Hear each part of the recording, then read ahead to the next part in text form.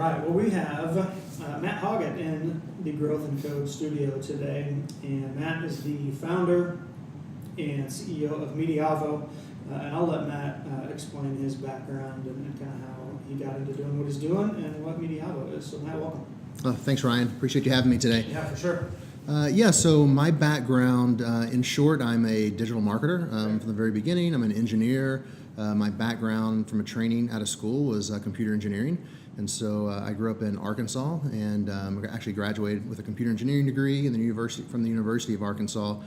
And when you live in Arkansas and you're a computer engineer, there's not a lot of shops in town. And so I came out of school and I just ended up landing at a large marketing firm called Axiom that you may be familiar with. I'm very familiar with Axiom. So Axiom is a traditionally offline data marketer, started in the late 60s, early 70s, very focused on direct mail. Yeah. I came on board in the mid 90s, really helping build out some of their digital products. I built the very first email products, for example. That was my first job right out of college. Cool. Went on, did that for a while. I was actually at Axiom for a little over a decade, about 12 years. Ended up coming to Kansas City in 2009 to work with a company here called AdKnowledge that has been rebranded a couple times. Did that for about 8 years. Ended up running as a CEO of one of AdKnowledge's biggest companies, a portfolio companies called Reach Mobi. And left Reach Mobi middle of last year, and that's when I started Mediavo. And my goal, with Mediavo was, after running Reach Mobi for the past, 8 years or so, I learned a lot. Was able to work with a lot of really smart people. And one of the things that AdKnowledge Reach Mobi, I think, really got right was they really built a culture that did a really good job of training entrepreneurs. And you can look at, the people that came through the AdKnowledge company, you being one of them, Ryan. Yeah. There's a lot of people that came out of that company and really have gone on to resounding success, running their own companies, running other larger companies, bigger roles. And so I think the people that that ran AdKnowledge did a really good job of doing that, and I benefited greatly from that. I'm very, very appreciative of the experiences I had and the opportunities I was given. And so my last probably year or two at Reach Mobi, we had a lot of success. Things were going really well, but I definitely had the itch to start my own company.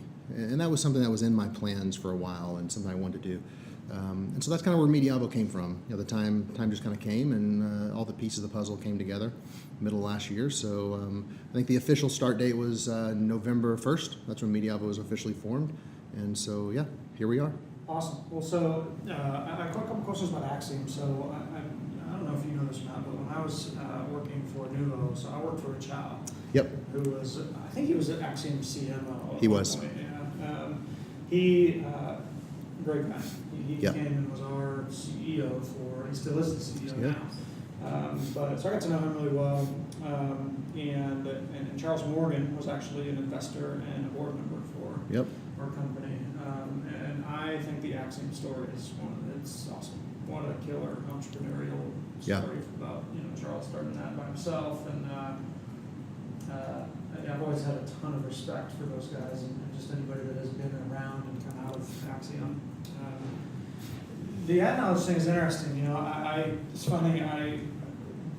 You're familiar with the PayPal tree, like how they talk about PayPal in Silicon Valley. You can trace every startup now.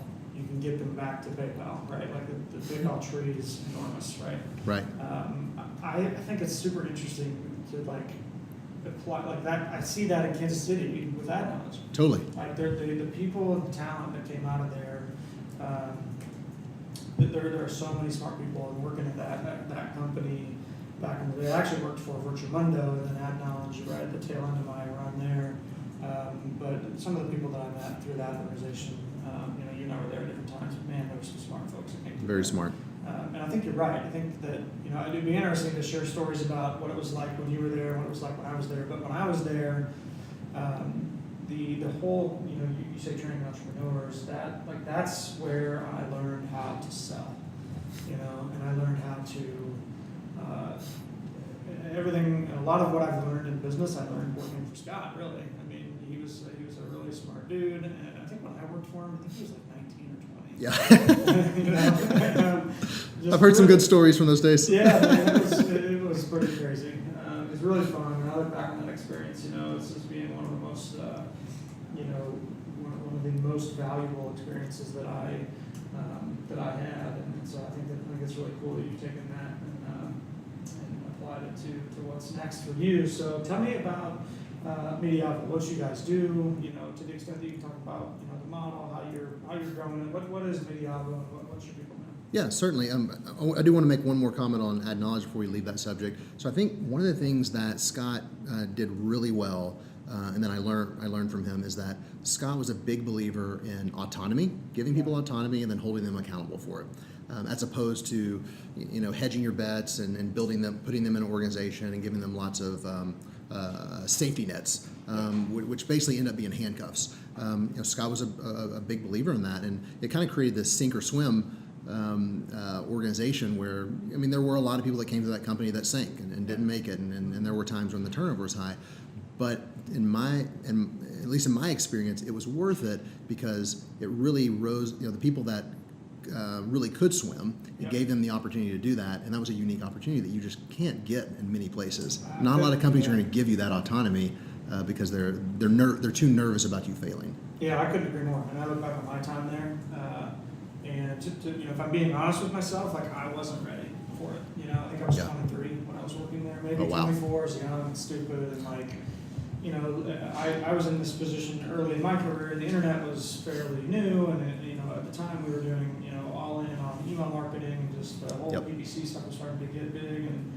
And my experience there was not unlike a lot of people probably. Scott had this reputation of being a hard ass, right? But at the end of the day, he was a hard ass because he expected a lot from his team members. Yeah. And you're right, he did give people the autonomy to sink or swim. And I think about what it would have been like if I worked for Scott when I was 30 and not 22, 23. Right. It probably would have been very different. So. Yeah, Scott's a competitor. For sure. The other thing that was interesting to me when I left Reach Mobi, because Reach Mobi over the past couple of years has been on a phenomenal tear. We basically tripled the business in the past couple of years.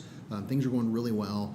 It's not the time that a CEO is going to leave, right? Yeah. This is the time everything's going well. All the hard work you put in is finally paying off. Why would anyone ever leave? Because now this is when you're enjoying all that hard work you put in. And so when I made the decision, when I talked to my team about it, most people were very surprised, as you would imagine. But I remember there was one person in particular. She ran advertiser account management.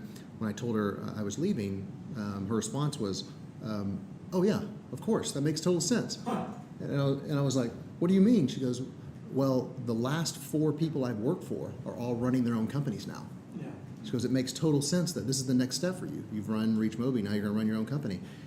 And I didn't really realize that until I thought back, and I was like, "You're right." It's like every one of those people, their next step was to move on, and that's when it really sunk in the value of the Ad Knowledge culture and what was built there, and how it really was a springboard for entrepreneurs.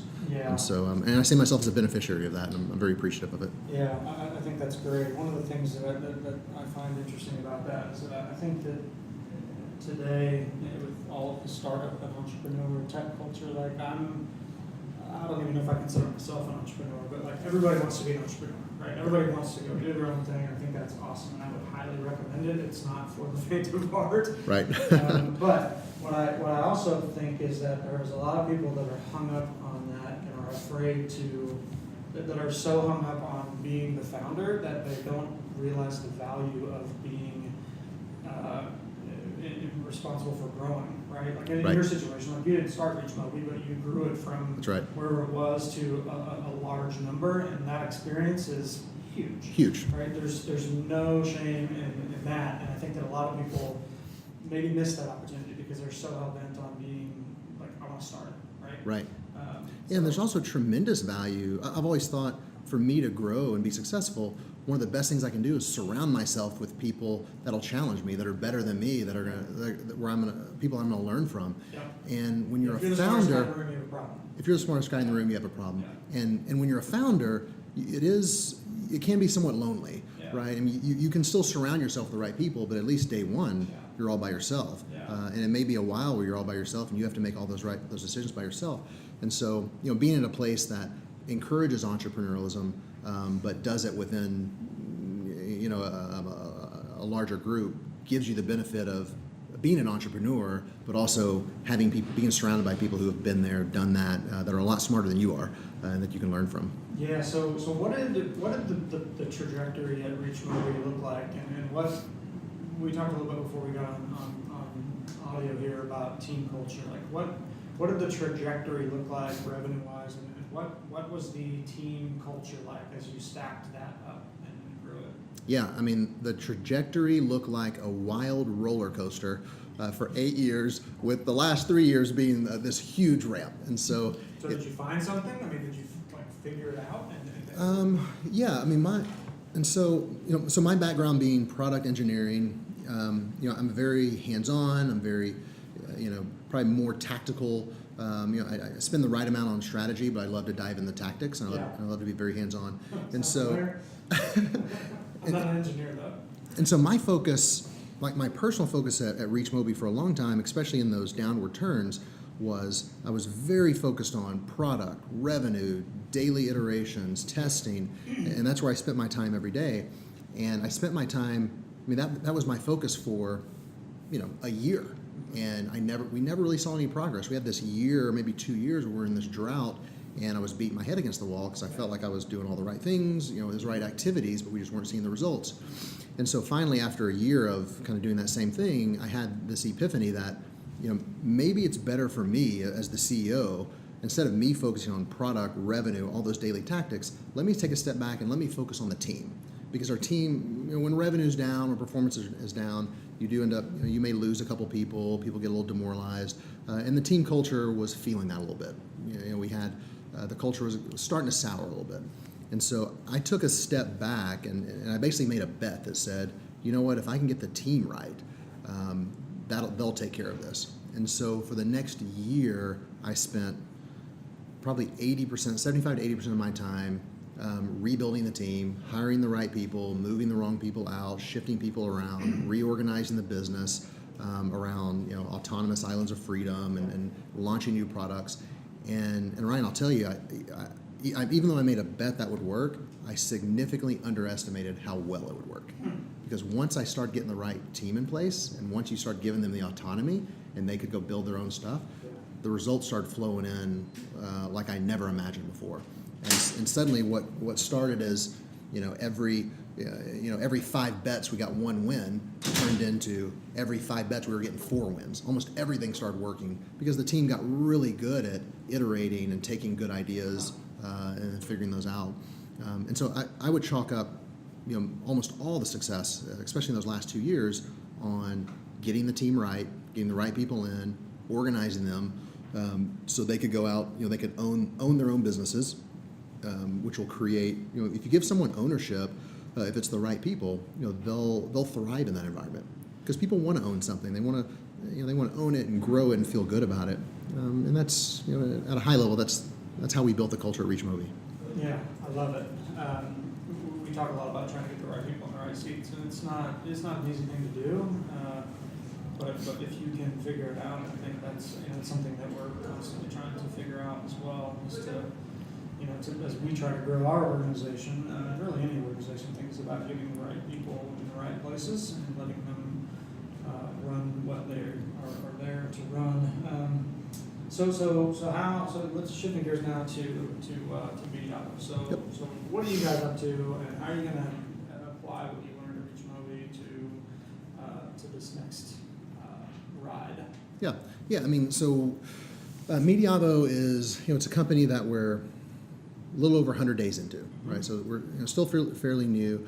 My bet with Mediavo is one that if I can replicate the same culture that I had before, that we can't help but be successful, right? You put a lot of smart people in the room and you give them autonomy, they'll find ways. You incentivize them properly, pay them a ton of money if they do well. They can't help but be successful. And so I'm very focused right now on recruiting and getting the right people on board. Today we have a pretty good team that we've started, but we still expect a lot of growth over the next 90, 100 days. From a product perspective, I'll say that our bet at Mediavo is that what we're really good at is identifying consumer intent across the internet in non-obvious places, and then connecting that consumer intent with in a non-search type experience, non-search type traffic, but then connecting those with search advertisers, people that they're looking for. Which that's something I've done for a long time. I have some experience there. Obviously, at Mediavo, it's done a little bit differently than what I've done in the past. But it's something that we believe in, and something I think there's a lot of opportunity around. So you're an engineer. I would imagine that the tech stack that you guys are working with is pretty sweet. How much can you talk about that? I mean, we're in your office, right? We see you guys over there with the monitors and the glasses. What's going on in that office every time I walk by? Yeah, we went a little too big on the monitors. I love it. So yeah, the tech stack. It's interesting how dramatically tech stacks have changed in the past. Sure. Yeah. I don't know, a year, 2, maybe 3 years. Rewind 3 years ago, we had 2 data centers in Kansas City, a data center in Dallas full of servers. We're flying people out there to, fill racks with servers and repurpose stuff and upgrade this. And I remember having to sit down at least once a quarter and project out our capital expenditures to make sure that we don't want to order too many servers, too many boxes, but we can't order too little. And we're having to project out volume, like how many clicks do we think clicks are going to grow by 10% or 200% this quarter? When the reality is we have no idea. And so that was the world we lived in a few years ago, and it was very expensive, and it required a lot of overhead. We had to have a full IT staff just to manage that. Fast forward to today, our tech stack is almost all in the cloud. We don't worry about any of that stuff anymore, and it allows us to focus 100% of our business. Literally, almost 0% of our business is focused on IT management anymore, because that's all handled for us. Yeah, it's all AWS. With a couple other systems, but they're all based in the cloud. And so we're not worried about IT anymore. We basically outsource IT through those cloud systems. And so we're 100% focused on what we do well, what our competitive advantage is, and that's our products. That's the place you want to be. That's the place you're going to win. I find it fascinating to hear you talk about it. I forget the quote, and we'll look it up when we do the editing, but you said something like, we're not focused on IT anymore. Okay, I think that I look back at a couple of companies I've been involved in, and people want so badly to be tech companies that they spend all this time focusing on tech, right? Servers, infrastructure, data, right? Like let's build technology. But at the end of the day, we have to sell something, we have to build a product, we got to make money, right? And so I think it's refreshing to hear a tech entrepreneur say that, right? That we're not an IT company. Right. We are a technology company, but we're not an IT infrastructure organization. Yeah. Anything, if it's not in my core competency, if it's not something that I'm trying to do 10 times better than my competitor, we outsource it. I don't want any of my engineers trying to rebuild what I can buy through Amazon. I don't want to rebuild my own homegrown reporting tools. I can fire that up with Tableau or Power BI, and those guys are going to be 1,000,000 times better than what I am. And so what if it costs a little bit of money? Right. So what if the licenses may look like they're a little bit more than you want to spend? The $10,000, $15,000, or $20,000 a year you're going to spend on that reporting is a lot cheaper than dedicating an engineer to go do that yourself, because you're better off having that engineer work on a product that could generate millions of dollars a year. Yeah, for sure. And so, that's a great point. I think sometimes that gets lost. So I was trying to get back to the team building culture things. I think that's a really interesting angle on just this conversation. Is that I think you strike me as the classic as a CEO. I mean, as a guy that knows how to build a team and grow a company. Like what management philosophy are you subscribing to? Is it like you're reading Jack Welch books like back in the day? Or are you like what's on your bookshelf? Probably the best way to describe me is I'm a lean startup entrepreneur. That's a book that most of us have read, and it's a book that really hit home with me. I've read it several times at this point, but it really hit home with me a few years ago when the business was struggling and I was trying to figure out how do I reorganize the team. And the principles that stood out to me the most that I've lived and I truly believe in at this point is, I think step number one, as an entrepreneur, especially in our market, you have to accept the fact that we operate in an environment of extreme uncertainty. As much as we think we can predict the future, we can't. Yeah. And as soon as you realize that you have no idea what's going to happen in 60, 90 days, much less 3 years from now, you have no idea. Yeah. Then you're not going to waste any of your time trying to build 6-month project plans, because that's a waste of time. We can't predict the future. Yeah. If I worked at in a more stable industry, oil and gas fields, insurance, okay, then a little bit more predictability. Then maybe I could focus on quote a well-researched plan. Yeah. But once you realize that the future is very uncertain, then you realize that typical management techniques, the ones that we were taught in our MBA classes, most of those don't work in our environment, because the typical management techniques overvalue a well-researched plan. Right, a 6-month, a 12-month project plan that's done really well will get you promoted. Not in our industry. And so instead of focusing on plans and planning the plan and PowerPoints and all that stuff, we focus on rapid iteration and learnings. And it's the philosophy that the faster we can learn, the faster we'll be successful. 100%. Did you guys hear that? Everybody that's listening and watching, rewind that and listen to that again. He's 100% right. I'm a big believer in business models versus business plans. Yeah, totally you gotta agree. understand what the model is. The plan is, I don't know, in Lean Startup, or maybe it's one of the other books that's similar. There's another one called 4 Steps to the Epiphany. It's really good. It's by a guy called Steve Blank that's involved in the whole Lean Startup movement. Okay. They talk about how the idea of business model canvassing and that versus business planning. Someone asked me the other day, can you give me a 3D projection for my e-commerce business? And I was like, dude, I have no idea. Yeah. Like 3 years is like. Put some numbers down for you. Yeah, I can make some shit up and put some stuff in Pretty much. an Excel sheet. But how about we really dissect the model? Right? Yeah. Like what are our conversion rates? That's right. What are our LTVs?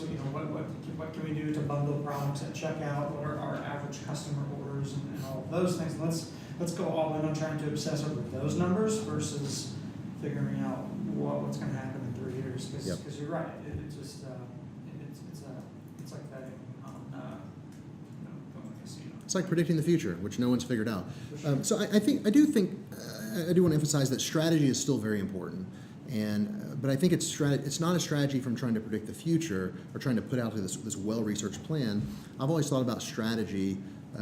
So what I've always told my team and my product leaders is our goal is to build high-margin products in high-growth markets, right? And those are the 2 pillars. If you think about those individually, what's a high-growth market? That's something you can quantify.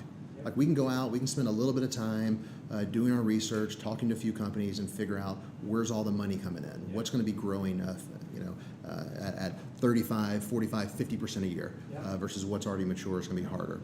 So let's make sure we position ourselves in those high growth markets. 2, how do you build high margin products? Margin is always proportional to differentiation. The higher your differentiation is, the higher margins you can demand. And so then you have to ask yourself, how do I come into this market and build a highly differentiated product? And to me, when we think about high differentiation, I think it's important that you think big here. Yeah. You don't want to build a product that's 1% better than competitors, or even 10% better. Yeah. You've got to think, how do I build something 10 times better than what's already in market, right? And so there's a couple different ways to think about strategy, but to me, that's probably the basic way is how do you build a highly differentiated product that can generate high margins in a high growth industry? Once you figure that out, then you build an organization around that gives complete autonomy, those islands of freedom, give people huge incentives to go run after it hard, and then make sure they give them the ability to fail, all that stuff that we talk about all the time, and they'll figure it out. Yeah. If they don't figure it out, if you have the right people, they'll at least be smart enough to figure out that, hey, the strategy that you gave us was a little bit off, but here's a new one. Yeah. Like we're actually going to go do this instead. Yeah, I'm a big believer, and I think the most important trait that people in this space or in business in general have to have today is adaptability. Like you've got to understand how to adapt, right? And Yep. because the business that we're in today likely won't exist in 24 months. Maybe, maybe that's aggressive, but the point is you've got to, to use your commentary about strategy, part of your strategy has to be knowing how to be adaptable. Right. Right. I'm curious. What do you think the biggest mistake that people make is in like in organizations with product managers or product leaders? Like, where do people get hung up when they're in that process? Biggest mistake? That's a good question. So I do agree with you that product life cycles are shorter than ever. And especially in this age where it's so easy to boot up a new product. It's so easy for a competitor to come in and disrupt the market. And that's just shortening these product life cycles. So even if you have a huge win, even if you build a $100 million product, you can't sit back and count on that and just count the earnings for the next 5-10 years. You have to always be thinking about your next $100 million bet. Who was it? Oh, Quicken. They had a great internal management KPI they tracked. They were so focused on new revenue, they actually had a KPI where they tracked revenue from products built in the last 12 months. Whoa. And that's a great metric for someone like Quicken, like this big company where it'd be so easy for them just to sit back and tweak the levers on their current product set and say, how do we make this product 1% better, 2% better? Because if you can make the Quicken business 5% better, you're going to blow out your next quarterly earnings. But they realized that the product, eventually it was going to be a downward slide for those products, and eventually they were going to be disrupted. So they had to overvalue new product revenue. Yeah. And so back to your question, I think that's from a product standpoint, I think you always have to be thinking, as a good product manager, you always have to be thinking about what's your next $100 million bet. How do we build new product revenue, as opposed to how do I squeeze 5% of my current product? And that can be very difficult in the beginning when your current product is producing $100 million a year, and if I just squeeze 5%, well, that's $5 million a year. Like, that's pretty good. Yeah. Do you follow Gary Vaynerchuk? No, I don't. So Gary Vaynerchuk is a sort of, I don't know how to describe him. He's a hustler, internet celebrity. He's got a really cool story. Right? Just look him up. It's a really cool story. But he talks about how you always have to be focused on displacing your current business. Yep. And like his whole philosophy is, how am I going to put my current business out of business? Yeah. Right? That's right. That seems crazy, but you're right. Like, if you don't do it, someone else will. Dude, if you don't do it, somebody else will. And yeah, 100%. I mean, I feel like a lot of companies struggle with that because they look at their existing business and they say it's a $100 million business to try to figure out, okay, well, we need 10% growth this year, so let's figure out beating their heads against the wall trying to get to 110 next year. Well, meanwhile, there's across the hall, there's a company that's doing something, where they're going to create a $100 million company just by doing something slightly different and better. That's right. So I wonder if you could talk a little bit about how you guys foster new product development without it screwing with your current cash cows. Yep. Yeah, and that was probably the biggest mistake I made early in my career. Running the businesses. When the business got in trouble, when we desperately needed revenue growth, I spent the vast majority of my time trying to tune the knobs and tweak the levers on our current product. Yeah. Once I refocused and once I realized that this product is on the wrong end of its product life cycle, and wins are going to be hard. Not that they're impossible; they're just harder wins. Yeah. It's time to go focus on build new products for new markets. It's time to go focus on high growth markets and see what I can build there. And that's when we got all of our wins. And so step one was just realizing that. Yeah. I need to be more focused on new product revenue. Step two was realizing how do you cultivate new revenue. And one of the ways, it sounds simple, but it was important at the time, as an important realization, is resourcing those. Because when you have it's easy to say, I'm going to build new products by just kind of carving off a little bit of time from the best people on my team. Yeah. And maybe one day a week we have these tests that we just kind of run on the side, just see if there's something there, kind of dipping our toe in the water. Yeah. And that almost never works. Yeah. Right? If you really want to build something big, you've got to dedicate a team to it. Yeah. You've got to carve your best people off, your biggest product, which sounds scary, but you know what? Your biggest product, it'll live on with other people, the people that didn't innovate it initially, or the people that maybe you consider your best. Carve off your best people, put them 100% dedicated to new product growth. Give them a strategy, get some initial ideas going, and then give them time to go through, learn, iterate, fail, and that's like. Once we got that right, that's when we started seeing a lot of success. I think most people treat this kind of stuff as side projects, but at the end of the day, that's not how it should be. Like Google, think they have the famous 20%, you know, every employee is supposed to spend 20% of their time focusing on new product development, but I subscribe to your mentality is to, you know, you gotta be all in on Gotta be all in. product development, yeah. Yeah, and you want the employees working on that. You want them to be all in. Where if they, yeah, and so the 20% mentality, you know, maybe it's worked for some people. Personally, I've never seen it work. It hasn't worked for me. Maybe I'm doing it wrong, but You know, you seem to be doing just fine. So I'm curious. I mean, to do that though, you have to have, you know, especially at Reach Mobi, Ad Knowledge. I mean, that company. I'm assuming you at that place you had a board and a shareholder structure that got that right. Like, I mean, you can't in some companies. I'm trying to think of a good example. But if you're the CMO at some or a company that you know that's not thinking that way, it's probably very hard to convince your management team to think that way. yeah, if you're in a company where the ownership's taking dividends and they don't want to invest a lot because they want to keep their personal income high level, yeah, it probably is harder. Ad Knowledge was not that way. Ad Knowledge was clearly in growth mode. And the strange thing is, Scott was always very supportive of new product revenue, new product revenue, new product growth, and was more than willing to invest in good ideas. You know, given the right amount of accountability and making sure they were smart investments. I think early on it was probably more me that was, you know, reluctant to carve off my best people and put them on a product that had zero revenue and it was nothing but an idea.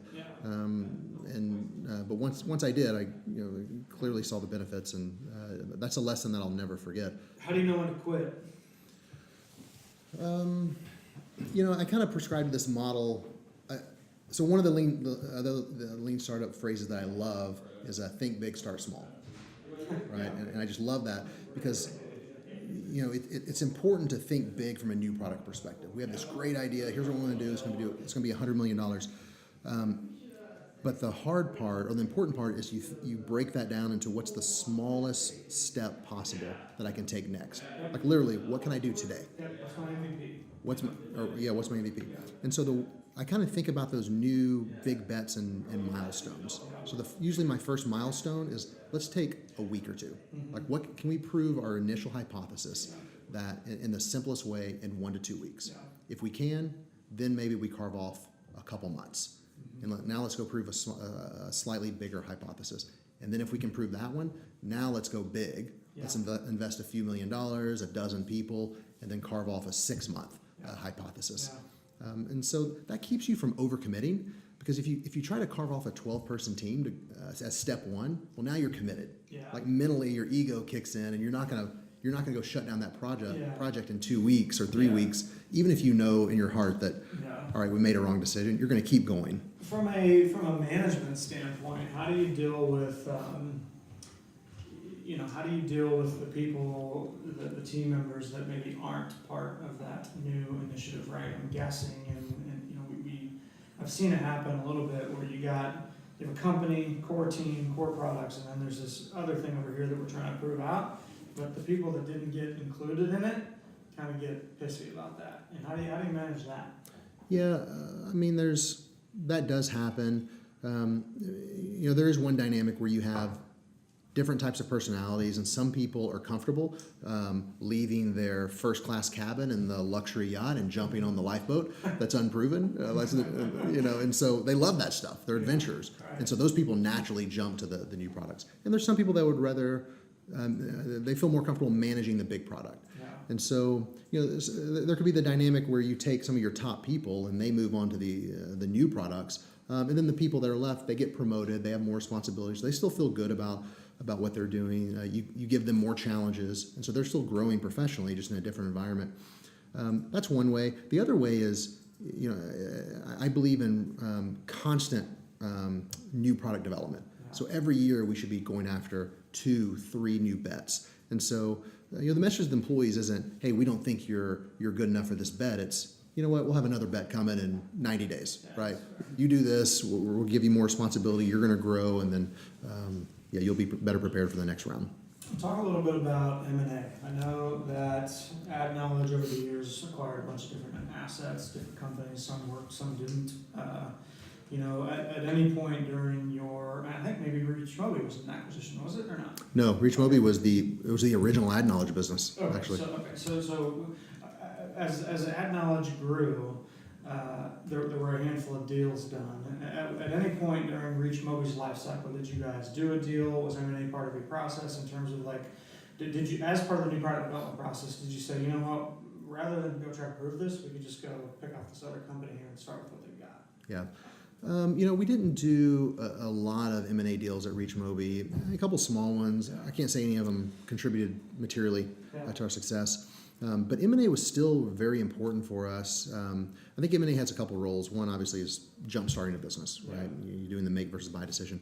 The other, maybe more subtle or lesser-known benefit is gathering market intelligence. Okay. Right? Being out there, understanding who's growing, who's seen a lot of success. Like that can be a tremendous asset in deciding where do you invest. Yeah. And maybe you invest in a buy decision, or maybe you say, hey, look, this is definitely a growing market. Let's see if we can go build something differentiated in that market ourselves. Yeah, I love it. And so, you know, honestly, we probably used it more for that. I don't know if it was on purpose. It was just kind of when you're talking to all these companies that are seeing rapid growth. It's just, you know, natural. You're going to come across a couple companies that are seeing amazing growth, and you say to yourself, I think we could do that better ourselves. Yeah, interesting.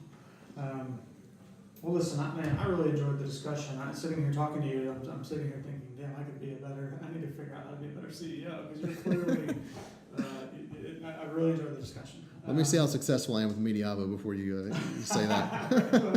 I have no doubt that it will be a huge success, and it's pretty cool to be in the same office as you guys. So, wish you guys nothing but success. Yeah, I love it. Tell our audience kind of how, you know, where can they find out more information about you, about Mediavo, and that sort of thing.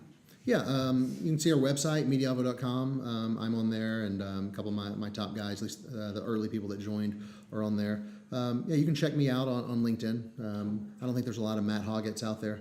I think there's one blues, country music blues guitar player in Biloxi. Okay. I get a lot of his email.